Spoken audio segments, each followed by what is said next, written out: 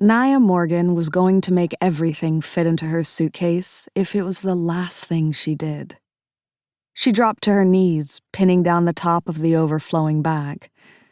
Whoever wrote the email saying she could only bring one carry-on bag clearly did not understand how many outfits were needed for a week-long trip to Bermuda. Besides the scheduled meals and team-building activities, who knew what they were going to do? The one thing she did know for sure was that each of her friends, the trendsetters of Yatesville, would be dressed to kill. Her mom and stepdad's tax bracket meant she would never actually be able to compete with the off-the-runway fashions of her peers, but she had to try. She had no plans to continue to be friends with her haughty group beyond this trip, but she didn't want to be judged or ridiculed while on the boat either.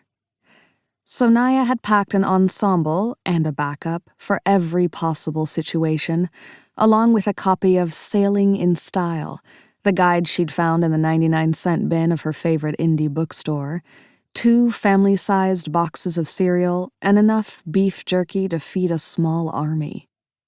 Some would call it over-prepared. She called it necessary. After all, being over-prepared was one of the reasons she'd received a coveted Yates Society scholarship and a place on the mega yacht that would take her on the celebratory cruise of a lifetime. Not only had each of this year's inductees graduated high school, though some lacked Naya's academic achievement awards, but they'd also made it through the arduous, months-long selection process and were being rewarded with this amazing adventure. Naya's forehead creased, and a wash of embarrassment and anger heated her cheeks as she remembered the rumor has it article that had clearly been aimed at her acceptance into the society.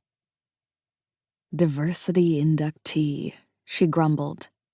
Well, this diversity inductee had maintained a high GPA throughout high school, volunteered with different disaster relief programs, had been the president of the pre-med club, and was a few months away from attending Johns Hopkins, with the goal of one day becoming the chief of ER with a career longer than the existence of Grey's Anatomy.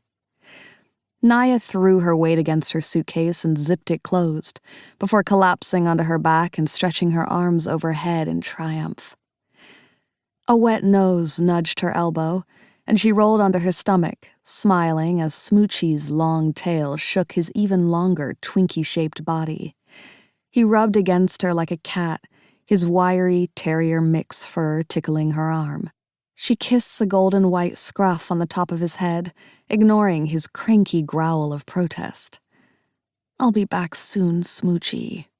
She continued to scratch behind his ears, refusing to tell him that she would be off to college and gone for good by the end of the summer.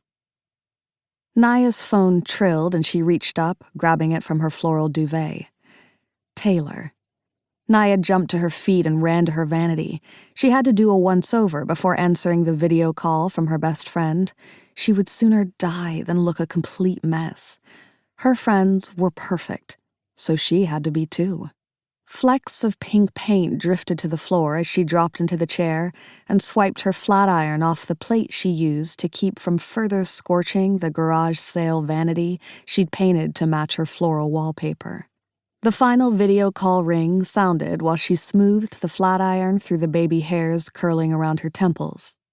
Satisfied every last whorl had been straightened and she had no petal pink gloss on her teeth, Naya took a breath and redialed. Taylor answered on the first ring.